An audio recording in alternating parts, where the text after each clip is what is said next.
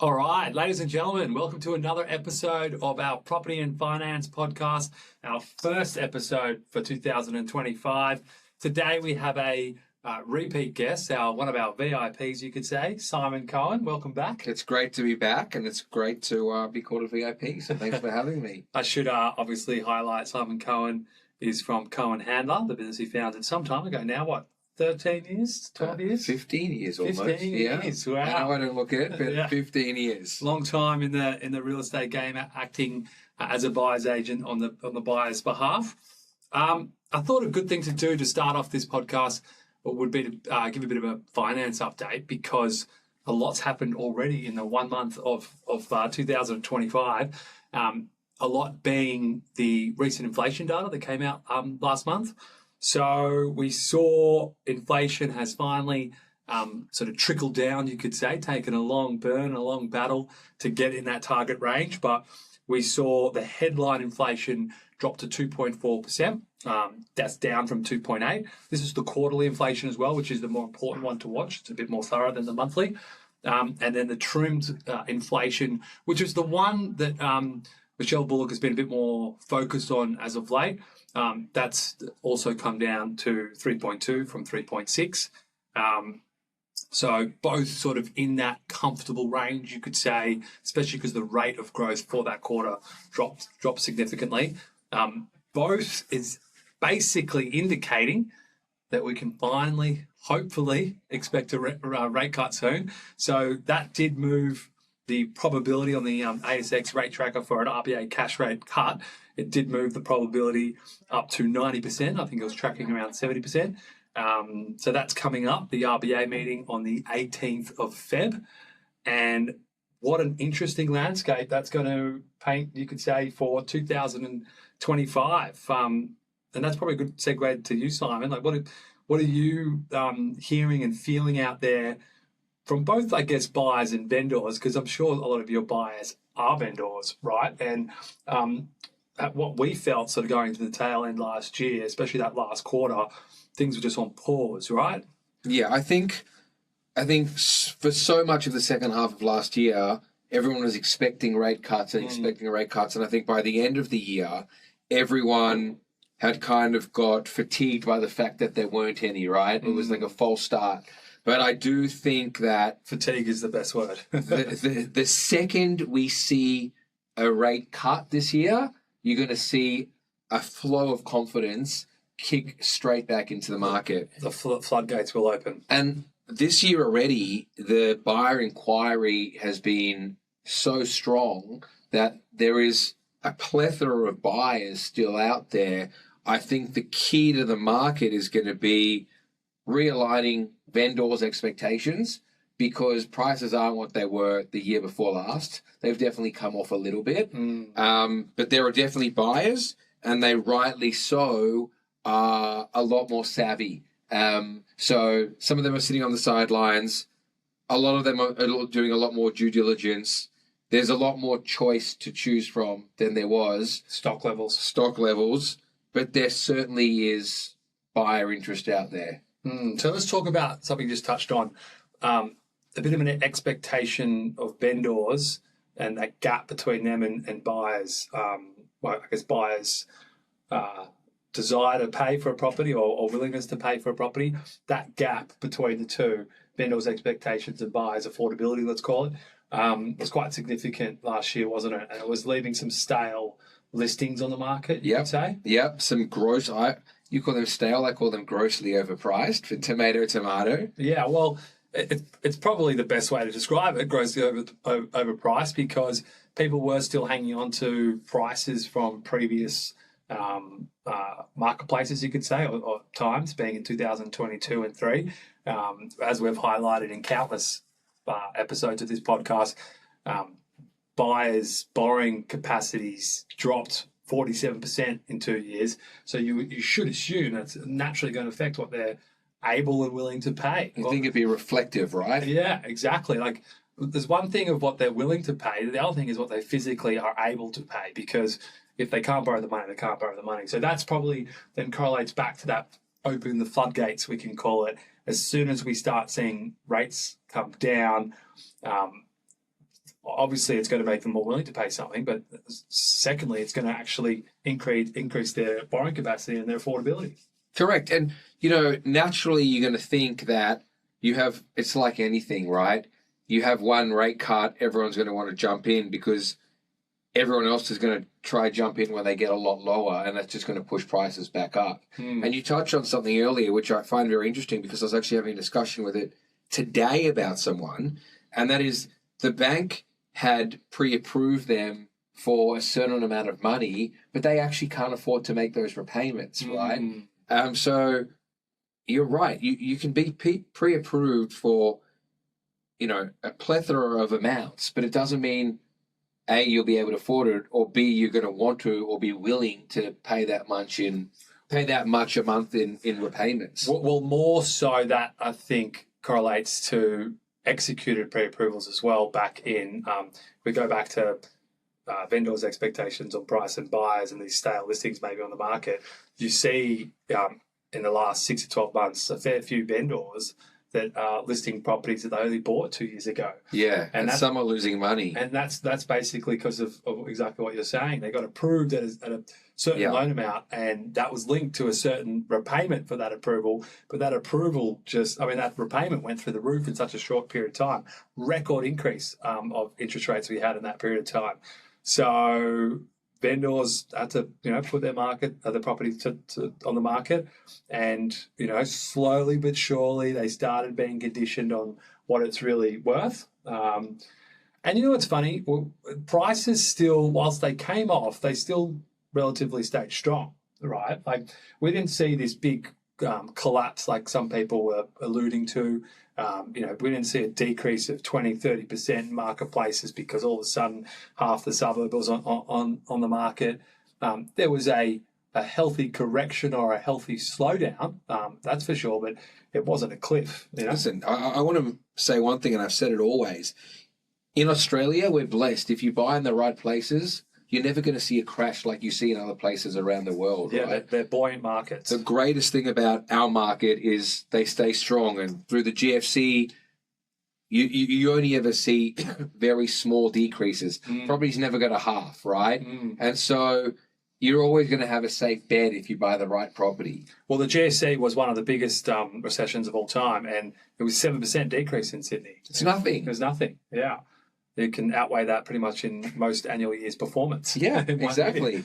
All right, that's a bit of a summary of what we're, the year that was and the year ahead. I'd also probably like to highlight what we're now expecting in terms of rate cuts. So yes, the upcoming RBA meeting on the 18th of February, 90% chance is what's being priced in at the moment on the markets for a cut of 25 basis points, 0.25%. We'll probably see, we're calling 2 to 3 this year, which does make a big difference on your affordability. If you think about it, your rate's pretty much going down from 6 to almost 5%. So that's almost like a 20% reduction, 15 to 20% reduction in your repayments or interest component, that is. So that will help, and that will probably improve borrowing capacities by about the same nature. So probably about a 15% increase in borrowing capacities at the least. So we should see definitely some increased competition, you could say, at opens and auctions. So last year, I feel like most properties in most marketplaces, in Sydney in particular, let's say, if you're looking at a property, you're probably coming up against 1 or 2, maybe 3 in total contract holders or serious bidders on each property.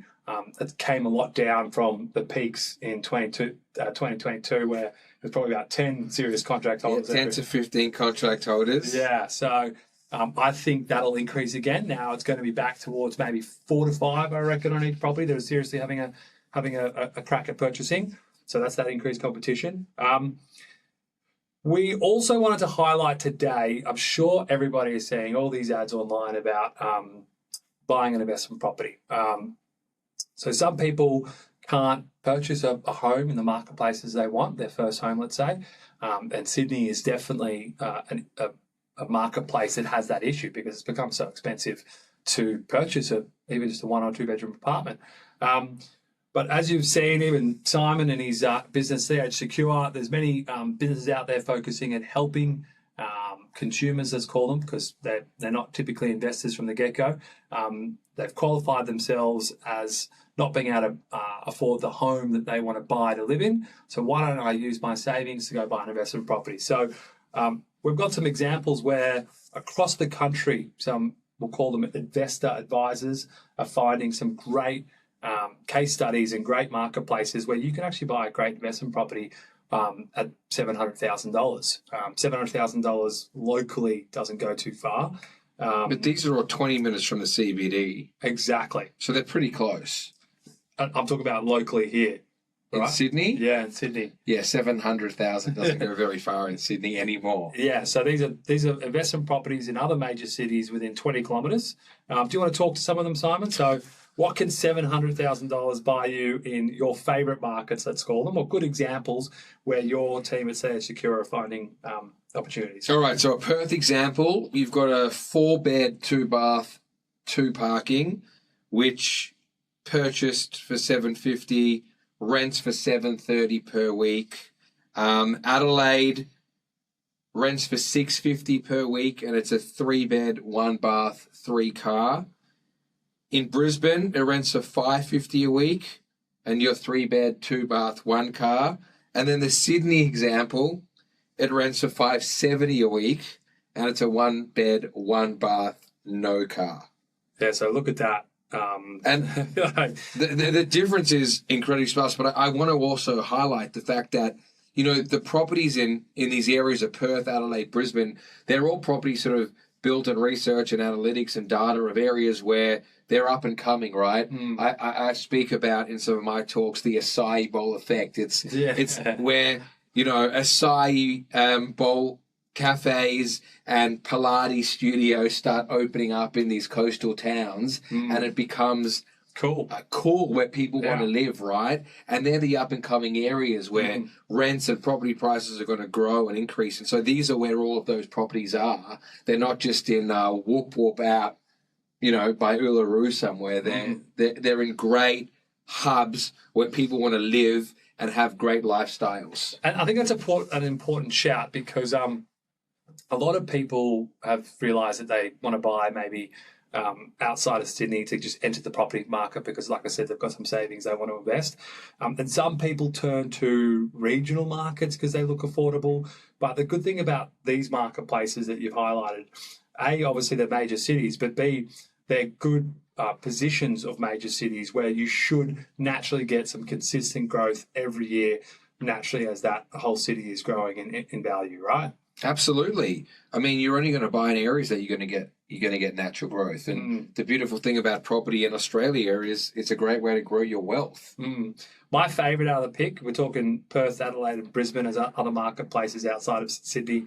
Well, we haven't included Melbourne because Melbourne's getting a lot of bad press at the moment. It's turning a corner, actually. I was in Melbourne yesterday, and there's some real confidence coming back into the market. Well, I hate to use this saying, but there is that aggressive terminology where they say when there's blood on the streets, that's when you can clean up. And there's 100%. Definitely been some blood on the streets down there. It's the Warren Buffett mentality. Yeah, it's been a bloodbath for the last sort of year or two with what's going on in the local housing market. But if we look at those other 3 marketplaces, Perth, Adelaide and Brisbane. The suspense is killing me. What's your favourite? Brisbane by far.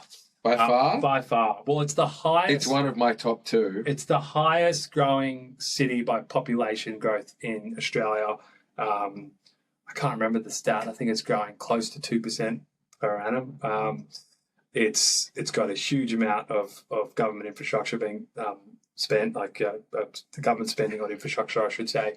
They've got the upcoming Olympics, which that's a hot topic. We won't go into that one. How long is the podcast? Yeah, but I just love it for multiple reasons. It's also, if you talk about interstate migration for people moving for affordability reasons, at least they're still on the East Coast. So if they're still working with a business in, let's say, New South Wales, Victoria, it's still somewhat in the same time zone, despite daylight savings maybe one period of the year. Whereas when you go to Perth, it's a bit more difficult. Yeah. You know, you're Unless you're dealing with Europe or Asia. yeah, exactly. So I feel like it works for many businesses or many people that have a business they can work from home and just be B2B or B2C with other states of East Coast. And it's also it's the desirable place to live. You've got the Gold Coast, 45 minutes to an hour away. You've also got the Sunshine Coast. You've got so much at your doorstep. And talking about cool, hip Acai Bowl Effects, if that's how you say it. Acai Bowl. Acai Bowl, mate. Come on. Acai Bowl Effects. Getting too fancy on us. They've been doing the Acai Bowl little sort of hot spots there for 10 years. Yeah, that place was coming hot 10 years ago. Yeah, like there's so many great little restaurant lanes where they've become, the Byron Bay equivalents, you could say, right? Totally. Very beachy, very lifestyle. But I do also like Perth. And so all those, we'll get to Perth and you're going to tell me why, but all those examples that we just gave as well. So like I said, or like Simon said, 3 to 4 bedroom properties, all within that, call it $700,000 price tag compared to a 1 bedroom property in Sydney. All of those are yielding thereabouts 4 to 6% yields too, right? Whereas locally, you're not getting that, unfortunately. Because you're lucky to get 2.5. Yeah, and if you make it net, it's more like 1.5%. But you're going to say something about Adelaide. No, Perth. Perth, sorry. I mean, I like Adelaide too. Yeah. What do you like about Perth? I like, Perth is a big place, and the centre of Perth is becoming more and more and more expensive. Competition is super high in Perth. Prices have skyrocketed. There's been a massive amount of property price growth over the last year, and that just means people are going to move further and further out, and these Acai Bowl Effect places are opening up further and further out. And so, like the Sunshine Coast 10 years ago, if you're going to get into a place now that's going to be that in 10 years, it's certainly the time. It's seeing great growth. It's seeing great yields. There's money. There's money in mining. There's money in Perth. And there's confidence in the market. And I really like Western Australia at the moment. Yeah. What about, speaking then of what I said, Adelaide, what about Adelaide? It's also going through a resurgence of confidence. There's a lot of buyers in the market. A lot of investors want to get in there. It's becoming a lot more gentrified. And one key important point to this is as Sydney's become so unaffordable to a lot of people, right? And rightly so, property prices and everything is just so expensive.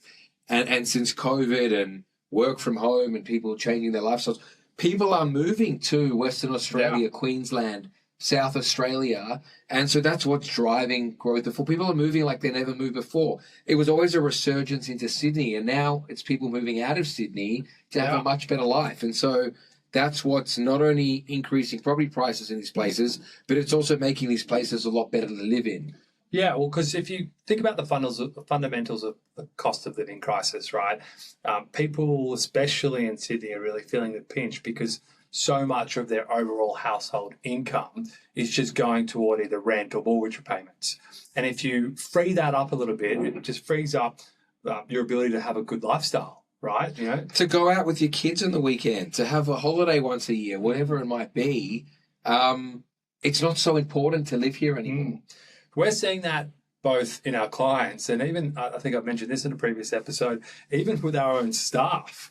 We've had multiple staff move into state. I think that's probably just because I want to get away from you. I think you actually said that last time. Did I? think I mentioned this. Well, some things never changed, Theo. But yeah, we had someone move to Perth, and He said I really wanted to get away from Yeah, all the way on the other side of the country. And he's got a family with kids, and now he can get a house with a yard compared to the same price as probably a 1 or a 2 bedroom apartment locally. And we've had multiple people go up to Brisbane and even down to Tassie, and then they just get to live a better lifestyle because they have a lower mortgage repayment or rental commitment, then more disposable income to spend on the family and have a good life. Before we move on, actually, is there anything else you feel like What's some insights from Josh in terms of activity in the investor space? Are we seeing, when I say Josh is the gentleman in Simon's team that runs the CH Secure division? Yeah, he's the managing director of Cohen Handler Secure. Yeah. Any other trends across investor activity? Is it slowing down, speeding up? I think the point of this actual highlight, like I said at the start of this segment, was we're seeing an awful amount of questions online in our blog posts, and also it's been forums like Reddit about the whole rentvesting strategy. So it's clearly a hot topic, and is that topic getting more and more traction? 100%. And I want to say there's two types of buyers at a business like Cohen Handler Secure, right? It's people who already own their own home, but want to do it to set themselves up for their retirement. So they're buying investment properties and growing that portfolio. And it's an income play for them. And then you've got the people who can't quite afford... The rentvestors. Yeah, the rentvestors. They can't afford to live in what they want to live in. Yeah. And so they're able to get into the market, get income, get growth, and build a property portfolio that way. And so they're the two obvious, buyer pools. And every year, that market's getting stronger and stronger. Activity in both. Activity in both is getting stronger and stronger. Yeah. And I think it's because the hardest thing about property in Australia, and I've said it so many times, is about getting into the market, right? And it's about getting that first property. If you can just get into the market, you can continue to grow it, right?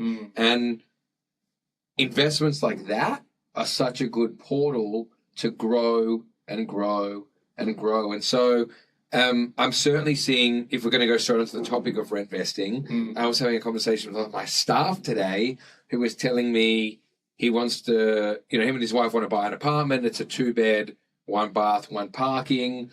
And I said to him, you've been married now, you're going to have a kid, you're going to outgrow this super quick, right? There's no point buying a place, paying stamp duty, all of these things, and selling it in a year. Rent something better. Great advice. Buy some investment properties, Yeah. right? One of two things will happen. In 3 years, you'll be able to afford to buy the house you want to buy, or you'll sell the investment properties or use that income to buy the house you want to buy. But sometimes, and listen, I'm the biggest property advocate in the world, right? It's my passion, it's my belief. Yeah. I go all in on property. You live and breathe it.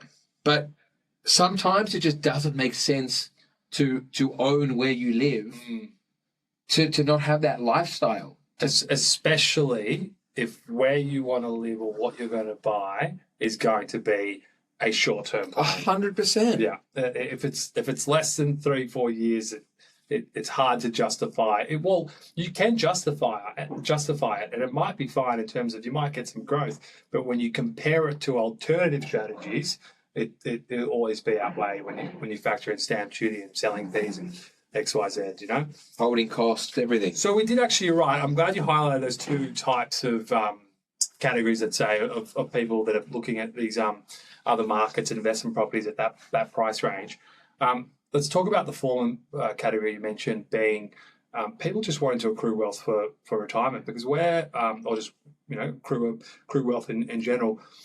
We're seeing a lot of that as well. We're seeing a lot of investors that live and breathe property realise that, well, hang on, I've got money in my superannuation that I'm getting 6 to 7% per annum. Let's say it's $200,000. I could go buy a property for $1 million, maybe even more, because you can gear up to 90% these days, but not advised. And you're getting 6 to 7% growth, let's call it, maybe 5 to 6% if you want to be conservative, on the $1 million, as opposed to 6 to 7% on 200,000. So people are looking at all ways now to deploy whatever wealth and equity potentially they might have in their home into other markets in Australia, because it just makes sense, right? I find it so interesting. People are in this rat race, and you made a point. We're seeing a lot more people wanting to get a retirement plan or save up for their retirement plan, get income for their retirement plan. You think that that's a Captain Obvious saying, right? And I understand it. People have incomes, they're paying mortgages, they've got kids. At the end of the month, there's very little or nothing left over, right, to save. Yeah. But what they're forgetting is with a little bit of money, if they have the right structure and the right strategy, they can build up this retirement plan very easily. Quite easily, yeah. And the longer you leave it, the harder it gets, right? Well, I think we just did a blog post, which you can go on our website and read about, where you can compound $150,000 into a $5 million portfolio in 10 years. Because if you assume, I think we were assuming a 6% growth rate. If you assume that 150 buys you I think it was a $700,000 property at 80%, then in 3 to 4 years, you can use the equity to go again. And next thing you're getting growth on, let's say that property was probably worth $1 million by that stage. Then you're getting growth on 1.7, and then another 2 years after that with the combined properties, you could probably go again. And that compounding effect over 10 years, if you then at that point in time want to actually access some of the wealth you've created, or play with it to buy a home, upsize your home, you just sell a bit of the portfolio. That is the beauty of real estate, and people don't realize how easy it is, right? And only paying capital gains tax on that gain of 24%. Yeah, people don't realize how easy it is. $5 million in 10 years. Yeah. Like, you're not going to earn that in your job. Yeah. Working. And what's amazing about that as well, then every year, let's say you get to that point in 10 years and you've got $5 million as a property portfolio from your 150,000. Every year, if the property market, let's say, is going up by 5% to be conservative, which I think that's the most conservative historical average for houses in Sydney out of all the major states, 5% on $5 million, you're getting 250,000 in growth a year. Yeah.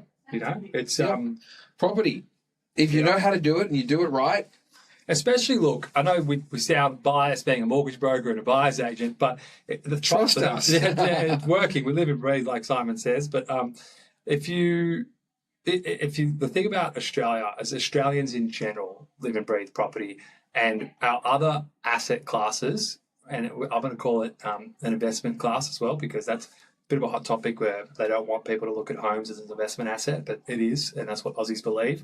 Our other options aren't that appealing. So what I mean by that, the ASX as a whole, like everybody is throwing money into a handful of companies, because our companies aren't international conglomerates like Apple and Amazon and Tesla and all the companies of the NASDAQ that are taking over the world, you could say.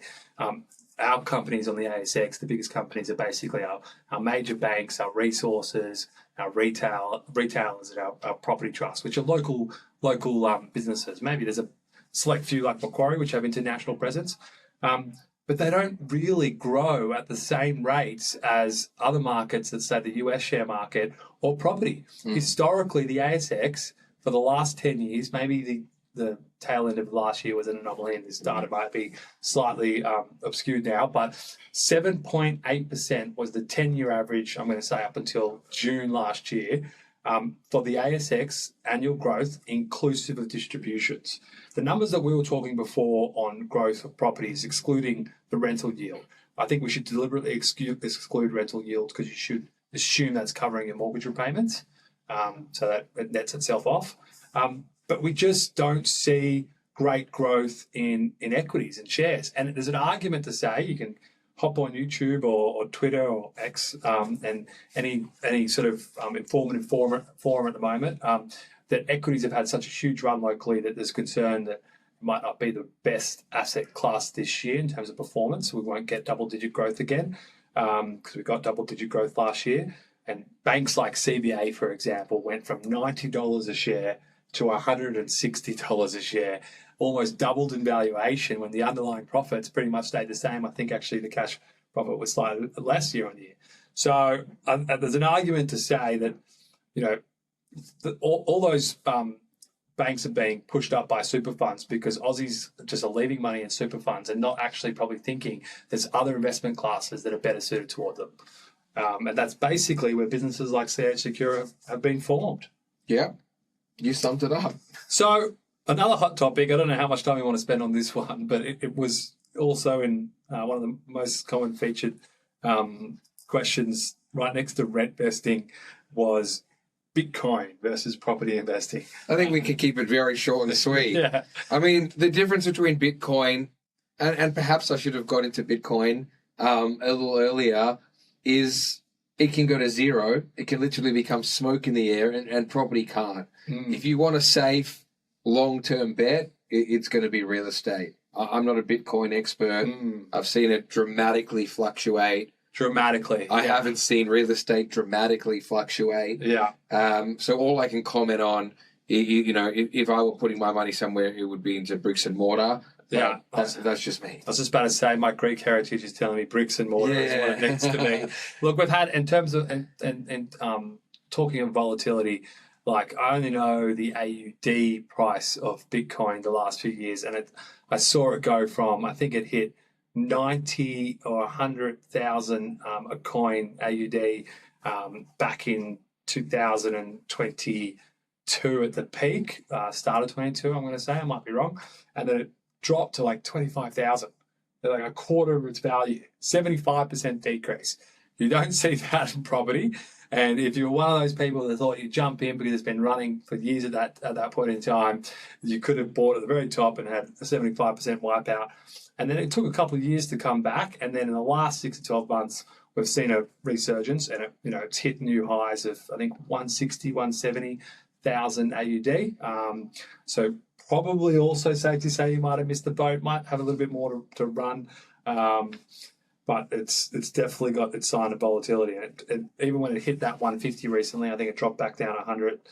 So it's got volatility of 50 to 75% within like a month or two. So people asking that question need to ask, what is their risk appetite first?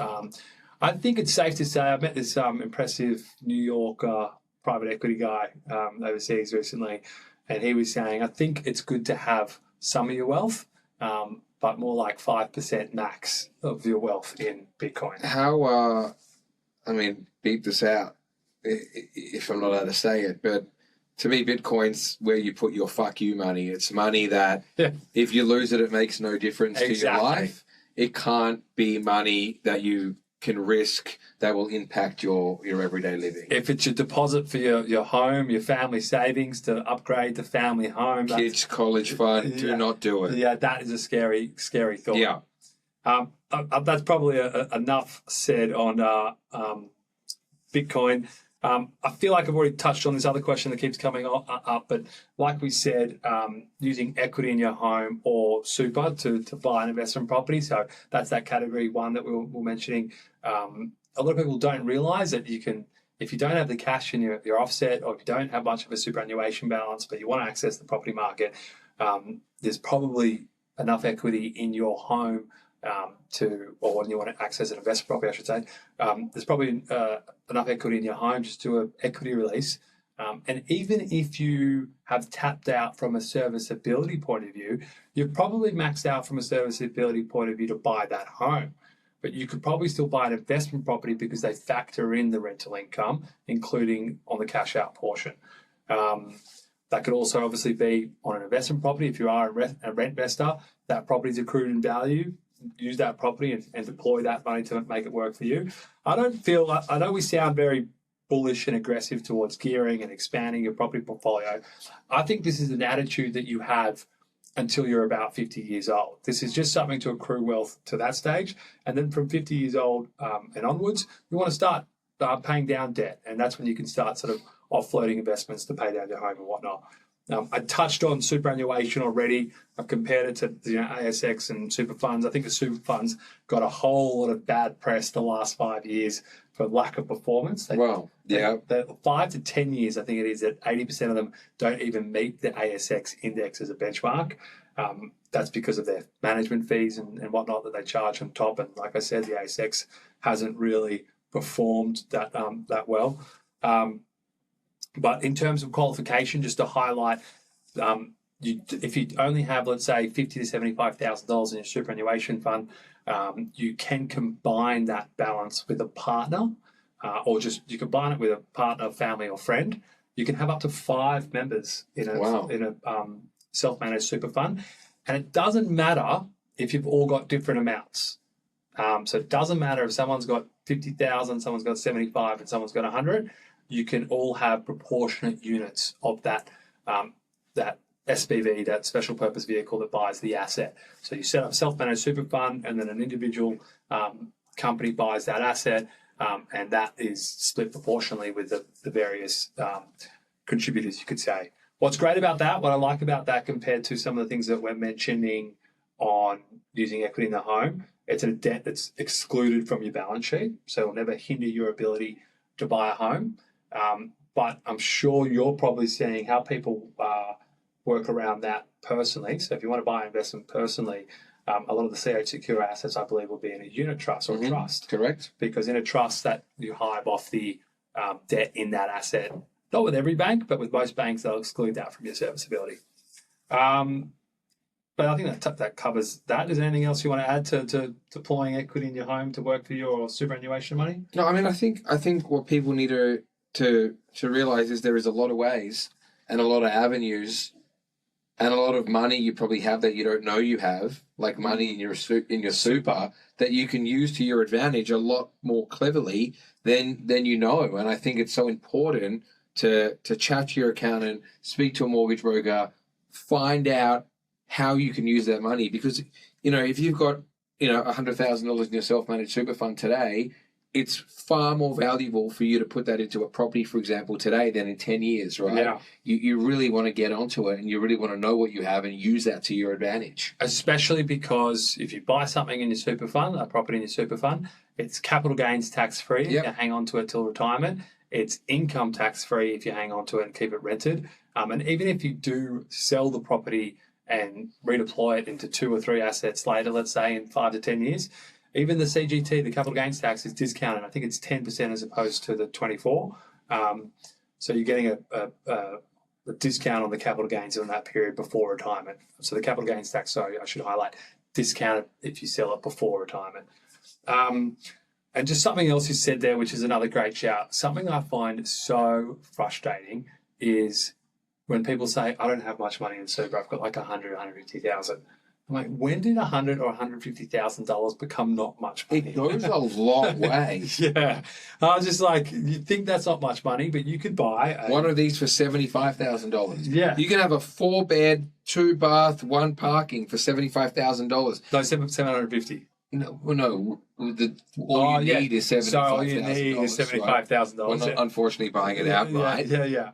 It's doing nothing, really. Because you can borrow in a self-managed super fund at 90% is Simon's point. But yeah, it is. If you have a look at your historical statements, to Simon's point on what it's doing nothing in your super fund. You can easily just request some of your statements or finally read those ones that come in the mail that you never read and look at the historical performance. And like I said, the key thing with that, the key thing to consider is even if it's getting 6 to 7%, don't compare 6 to 7% with property that's doing 6 to 7% because the power of leverage. That $100,000 or $150,000 will go buy a $600,000 or $700,000 property, so you're getting 6 to 7% on the property value as opposed to your cash in super. So yeah, definitely get that super working for you. The one thing that also, don't want to harp on too much about super, but the one thing, it's definitely something that's going to be a future problem for the next generation because life expectancies have drastically increased recently. I can't remember the stat on this, but everybody's living longer because of modern medicine, and people are actually being forced into retirement sooner because of technology making certain individuals, you could say, a little bit obsolete in their industry or profession. Also, people, I guess, we work probably longer hours now in your prime time of your career, and so you're a little bit more burnt out, and you go into a part-time, maybe contractor role sooner.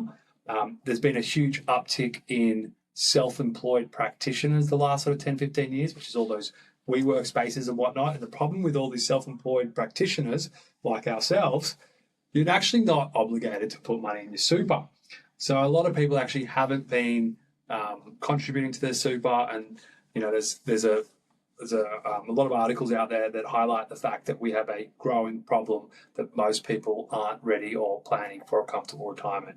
And the little considerations, discussions like this could go a long way. All you got to do is call your accountant, set up an SMSF, and speak to someone in my team or Simon's team, and a few phone calls, a bit of paperwork, and you can make that retirement a lot more pleasant, you could say. That's probably enough on super or using equity. Why don't we've highlighted a lot about investors. Let's circle back to a bit of like a 2025 crystal ball forecast. Yeah. Why don't we? I'm sure you're getting asked left, right, and centre these days on the various TV shows you feature on. What are Simon's big three, big four predictions? What are you going to think is going to happen this year? What do you like if we take out the investor side, like I said, and focus on mums and dads and homes? Let's just talk about maybe both our core market, our local market in Sydney. Yep. Well, I think the first 3 months we're probably going to see opportunities left over from last year, opportunities where interest rates are still quite high, opportunities where people are still sort of sitting on the fence and stuff like that. I think whether we get that rate decrease now or it's the next round, I think once rates start going down, the market is going to spike again. There's absolutely no question about it, right? And so I think we've seen a slight correction, which you need to see in every sort of cycle. Yeah. But I do think confidence is going to come back again this year.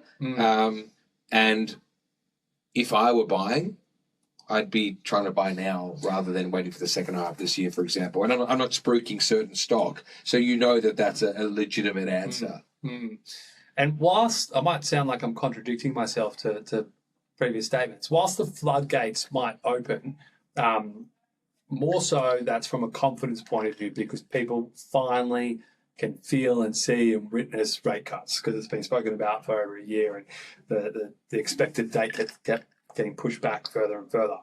Once we start seeing those rate cuts, confidence will reestablish. But like I touched on, whilst it'll improve affordability, it's not making a massive difference. That's why I said it sounds like I'm contradicting because I said it's going to reduce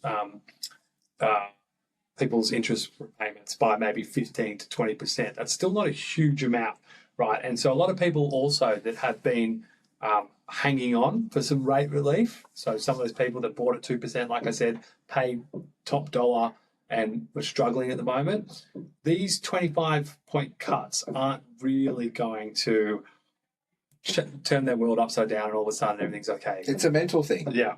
But what I want to say on that too is for the last 12 months, everyone was saying we're going to see a bloodbath. All of these people can't afford their repayments. We're going to see foreclosures and bank repossessions. But as you know, and to share with anyone who's listening, the banks will tell you people have more cash in savings than they've ever had before, right? And so we haven't seen that. But what you say is so true. It's not going to make a huge difference to most people, but what it is, it's a mental thing. Mentally, when you see rates starting to decrease, it's a FOMO effect. Yeah. People start rushing to get back into the market. Fear of missing out. Exactly. And so it might not be tangible, but mental is more powerful than tangible. Well, I want to highlight that comment about mental being more powerful than tangible. So the power of confidence and sentiment. So it's funny. Last year, like I said, we had record increases on interest rates, the biggest increase on record in such a short period of time.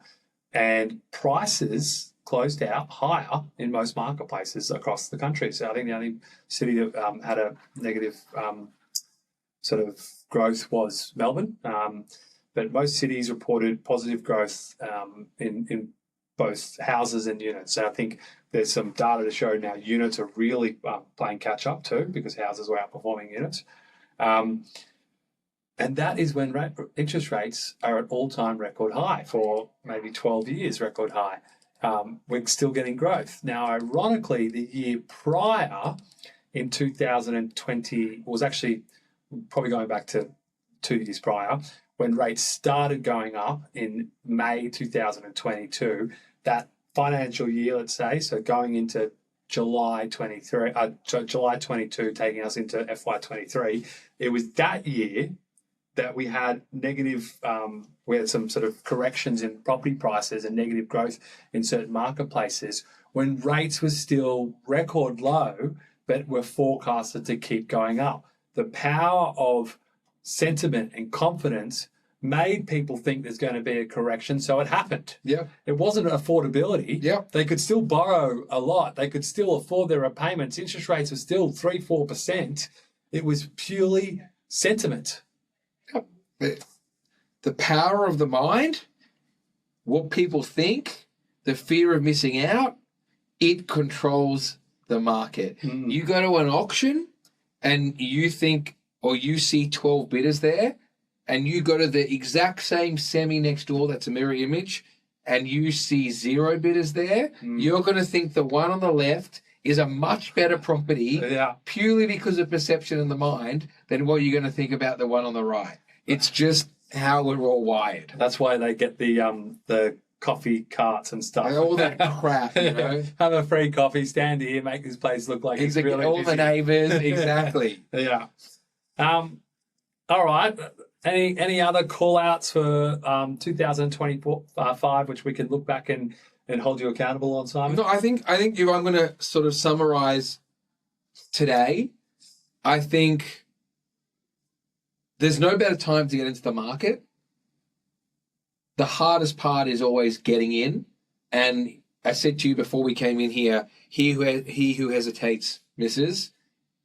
Get into the market. That's the hardest part. I think you should look at every avenue in which you have money in. Look into your self-managed super fund after this podcast. See what you've got. Speak to someone. Make a couple phone calls. There could be an entire property that you can buy with money there that's sitting and doing. You could be making $75,000 to $100,000 a year in capital growth that you don't currently get. Yeah. I think a key takeaway is we both agree Bitcoin's probably not the way to go. Yeah. And sometimes it's better to rent and buy investment properties than to own a home that you live in with a burden over your head and not be able to grow wealth. All you're doing is paying off interest. So, sit down with someone, whether it's your team, it's our team, get advice on what the best way to do it is. There's no right or wrong way for everyone. It's the way that works for you. As long as you can use property as the tool to grow your wealth, you're winning, and that's all that matters. I think in highlighting something that you touched on there, expectations and mindset towards also actually executing on a contract and purchasing. I feel, whether you use a buyer's agent like Simon's team or not, I feel some of the best work that Simon and his team do is just making people realise that every property is not perfect. You're not going to find something that ticks every box. The perfect property is the perfect amount of compromise. And sometimes, the cost of procrastinating, it can be outrageous, and if you're out there looking, now that confidence is going to be strong, now that sentiment is returning with these final rate cuts that we're finally expecting, or finally seeing, I should say, that cost of procrastinating is just going to become even more expensive. So it is a good time to buy. It's a good time to buy because, highlighting my point about borrowing capacities, if you buy in the first 6 months of this year, you are buying when borrowing capacities are still at sort of record squeeze, you could say, 47% decrease, like I said. So even if we see a couple rate cuts, people's affordability is still limited by their lender, and we should just see constant uplift as rates go down the next 2 years. I think we're expecting, nothing's changed since last forecast. We're probably expecting maybe 2 to 3 cuts this year and another 2 to 3 next year. That's all subject to our famous friend, Mr. Trump, and what might come out of the US, which has been who knows? Which has been a very entertaining entertainment channel, I could say, to watch, hasn't it? Yeah, it depends which side of the fence you sit on, but it's certainly been entertaining. It is entertaining, and he's an entertainer. There's been talking about Bitcoin, crypto's been going crazy. That industry loves him. Oh yeah, the Trump coin or whatever, it's going nuts. Yeah, equities are rallying. You saw the richest people in the world at his inauguration: Zuckerberg, Elon, Jeff Bezos. So clearly, they're all in favour. Yeah, well, it's good for business. It's good for business. So the reason I highlight that what might make it might have an impact on whether we see 3 or 6 rate cuts, is just because it could lead to further inflationary issues, is what some are worried about. But in closing, Simon, thank you so much for coming back to our podcast. It's been fantastic. We've got some more content coming soon for others out there that go on our websites and see our blog posts or newsletters, some more collaborative content and some videos where we're talking about some of these investor strategies with CH Secure. So stay tuned and more to come. So thanks again, Simon. Thanks for having me. Fantastic. Let me just stop that. That was good. Sorry, it was